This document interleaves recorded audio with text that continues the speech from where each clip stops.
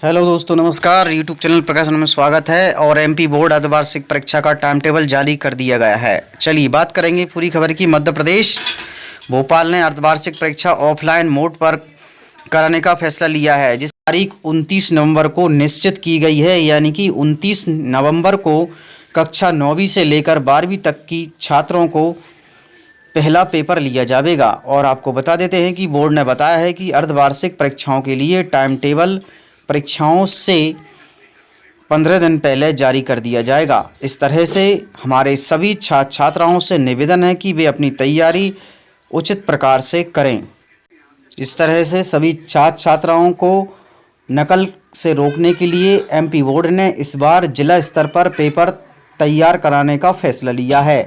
और जल्द से जल्द सभी जो शिक्षक हैं वो अपने पेपर बनाएंगे और इस तरह से जिला स्तर पर पेपर बनाने का योजना प्रारंभ की गई है। बात यहीं पर खत्म नहीं होती है और आपको बता देते हैं कि माध्यमिक शिक्षा मंडल मध्य प्रदेश भोपाल के द्वारा 3/11/2021 को स्वास्थ्य एवं लोक हित में वर्ष 2019 और 20 में नोवल कोरोना वायरस कोविड-19 के संक्रमण दृष्टि को रखते हुए मंडल के द्वारा आयोजित हाई और हाई सेकेंडरी स्कूल व्यावसायिक विद्यालयों के पूर्व डिप्लोमा डीपीएसई शारीरिक शिक्षा प्रोन्नति परीक्षा 2021 और 22 में आयोजन दिनांक 12 फरवरी 2022 से 20 मार्च 2022 के मध्य सैद्धांतिक परीक्षा 12 फरवरी से 31 मार्च के बीच मध्य प्रायोगिक परीक्षा आयोजित संपन्न कराई जाएगी। और मंडल परीक्षाओं के अनुसार आयोजन का विस्तृत परीक्षा कार्यक्रम पृथक से जारी किया जाएगा। इस तरह से स्कूल सचिव माध्यमिक शिक्षा मंडल मध्य प्रदेश भोपाल दिनांक 3/11/2021 और इस तरह से आदेश 21 और 77 के अनुसार आपको बता देते हैं ये आदेश निकाला गया है। आइए देखते हैं पूरी वीडियो। और चलिए बढ़ते हैं आगे। मध्य प्रदेश बोर्ड ने साल 2021-22 की 10वीं और 12वीं की परीक्षा की तारीखें घोषित कर दी हैं। इस संबंध में आदेश जारी कर दिया गया है कि माध्यमिक शिक्षा मंडल के छात्रों की सैद्धांतिक और प्रैक्टिकल परीक्षाएं 12 फरवरी से होंगी। इनके अलावा डीपीएससी और शारीरिक शिक्षा प्रशिक्षण पत्रोपाधिक की सैद्धांतिक और प्रैक्टिकल एग्जाम्स 12 फरवरी से होंगे। इसी के साथ सैद्धांतिक परीक्षा 20 मार्च तक और प्रायोगिक परीक्षा 31 मार्च 2022 तक आयोजित होगी।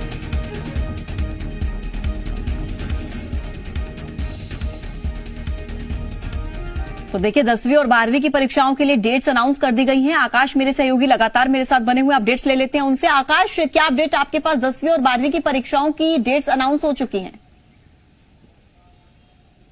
बिल्कुल, देखिए कोरोना को ध्यान में रखते हुए माध्यमिक शिक्षा मंडल में इन तारीखों का ऐलान किया है, चूंकि लंबे समय बाद परीक्षाएं जो है वो होंगी। और क्योंकि प्रदेश में कोरोना का संक्रमण कम हुआ है, ऐसे में परीक्षाओं को प्रैक्टिकली आयोजित करना आसान हो गया है और ज्यादा खतरा भी लोगों को नहीं है। चूंकि लंबे समय तक प्रदेश में कोरोना का कहर रहा, उस दौरान ऑनलाइन तरीके से घर बैठे बच्चे जो है वो परीक्षा दे रहे थे। लेकिन इस बार शेड्यूल जारी किया गया है माध्यमिक शिक्षा मंडल की ओर से। 10वीं और 12वीं दोनों की परीक्षाओं का शेड्यूल जारी हो चुका है, लेकिन इसके लिए अलग से जो टाइम टेबल होता है वो अभी जारी किया जाना बाकी है। फिलहाल फरवरी से ये परीक्षाएं शुरू होंगी और मार्च के अंत तक खत्म होंगी। सैद्धांतिक और प्रायोगिक दोनों परीक्षाएं इसमें शामिल का पालन किया जाएगा, इस बात पर क्या अभी जोर दिया गया है? हालांकि कोविड का इफेक्ट थोड़ा सा कम देखने को मिल रहा है, लेकिन पूरी तरह से खत्म नहीं हुआ। मामले फिर से एक बार सामने आ रहे हैं, तो ऐसे में क्या तैयारी की गई है प्रशासन की तरफ से? देखिए, स्कूल खुलने से पहले भी सरकार की ओर से स्कूलों में पूरी तैयारी की गई थी कि लोगों को कोविड प्रोटोकॉल का पालन कराया जाए, बच्चे मास्क पहनकर आए, सैनिटाइजर का इस्तेमाल करें। इसकी व्यवस्था में स्कूलों में देखने को मिली थी जब हाल ही में स्कूल खुले थे। तो उम्मीद यही है कि परीक्षा के दौरान भी वही व्यवस्था दुरुस्त रहेगी, वही व्यवस्था जारी रहेगी और बच्चे जो हैं वो पूरी तरह से कोविड प्रोटोकॉल का पालन करेंगे। इसकी पूरी जिम्मेदारी स्कूल प्रबंधन की होगी कि वो बच्चों को कोविड प्रोटोकॉल्स का पालन कराएं। जहां तक स्कूलों की तस्वीरें देखी के लिए, तो ये स्कूल प्रशासन की भी जिम्मेदारी होगी कि बच्चों को ये सुनिश्चित किया जाए कि वो जब स्कूल में आएंगे परीक्षाएं देने के लिए तो कोविड प्रोटोकॉल्स का पालन करना जरूरी होगा। चलिए अब रुक लेते हैं अतिथि शिक्षकों की। और दीपावली के बाद भी अतिथि शिक्षकों को सैलरी नहीं मिलने से प्राचार्यों की बड़ी लापरवाही।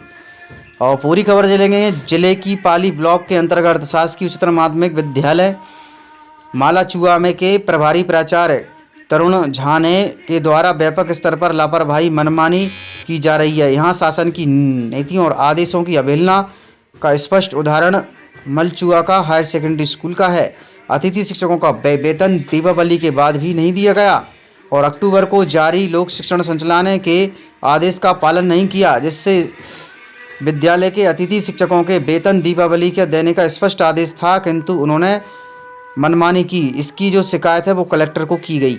इस तरह से नियमों का अवहेलना की गई है। और आपको बता देते हैं, अतिथि शिक्षकों का वेतन दीपावली के बाद भी नहीं मिला। 26 अक्टूबर को जारी आदेश में लोक शिक्षण संचालनालय भोपाल के आदेश अनुसार विद्यालय के अतिथि शिक्षकों को दीपावली को देने का स्पष्ट आदेश दिया गया था, किंतु आपको बता देते हैं कि आदेश का पालन नहीं करा पाया। इस कारण कलेक्टर ने संबंधित आदेश भी प्रेषित किया था।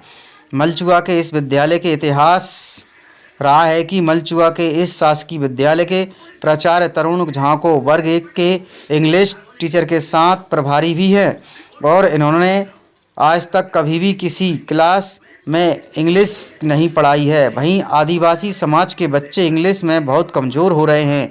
इस तरह से प्राचार्य के द्वारा अतिथि शिक्षकों को दी जा रही मानसिकता प्रताड़ना, इस तरह से यदि चलती रही मनमानी तो हमारे मध्य प्रदेश के अतिथि शिक्षकों का क्या होगा। तो मलचुआ के विद्यालय का इतिहास रहा है और प्राचार्य तरुण झा ने बच्चों को कुछ भी नहीं पढ़ाया है। इस तरह से आपको बता देते हैं कि समाज के बच्चे इंग्लिश में बहुत कमज़ोर हो रहे हैं और प्राचार्य के द्वारा अतिथि शिक्षकों को दी जा रही मानसिकता प्रताड़ना और अपमान्य कृत्यों के अत्यंत दुखी हैं। कम वेतन में कार्य करने वाले अतिथि शिक्षकों के घर में दिए तक नहीं जले। ऐसी पावन दीपावली त्यौहार के पहले भी आदेश निकाला गया था, जिस पर प्राचार्य ने उन आदेश की धज्जियां उड़ा दी। तो देख लीजिए आप, लोक शिक्षण संचालनालय का आदेश और कलेक्टर का आदेश भी प्राचार्य ने सभी आदेशों की धज्जियां उड़ा दी। चलिए आइए जानते हैं कलेक्टर साहब ने क्या कहा। मिलने से पेट भरने का भोजन अतिथि शिक्षक मोहताज रहे, कलेक्टर ने जताई उम्मीद। कलेक्टर अतिथि शिक्षकों से मांगी है और वेतन हरण मामले के संज्ञान में लेकर भ्रष्ट लापरवाही तत्कालीन प्राचार्य के विरुद्ध लोक शिक्षण संचालनालय के आदेश की अवहेलना के संबंध में कारण बताओ नोटिस जारी किया गया है।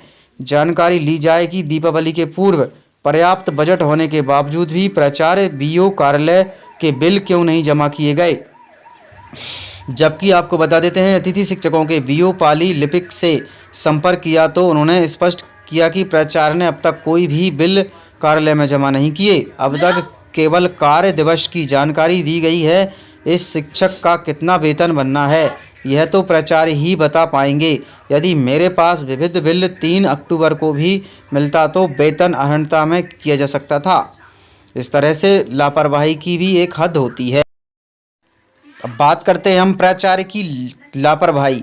यह कार्य प्राचार्य के कार्य उत्तरदायित्व व जवाबदारी के प्रति था, किंतु प्राचार्य ने इतनी लापरवाही बरती है कि भ्रष्टाचार और उनके कारनामे उजागर हो रहे हैं। वहीं दूसरी ओर प्रशासनिक स्तर पर भी मनमानी की जा रही है। ऐसा कृतज्ञ वरिष्ठ कार्यालयों के शासन के आदेशों की अवहेलना करना है, जो कि कदाचित है। इस तरह से आपको बता देते हैं कि प्राचार्य के द्वारा मनमानी करके अतिथि शिक्षकों को लगातार परेशान किया जा रहा है।